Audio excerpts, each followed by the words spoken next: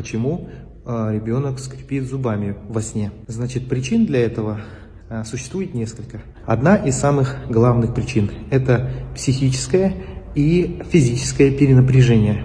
Если ребенок перенапрягается, он будет скрипеть зубами во сне. Следующая причина – это стрессы. Стрессы постоянные, хронические.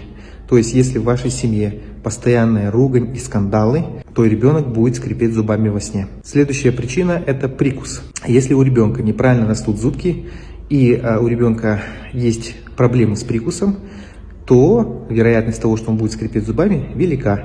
Следующая причина – это недостаток кальция.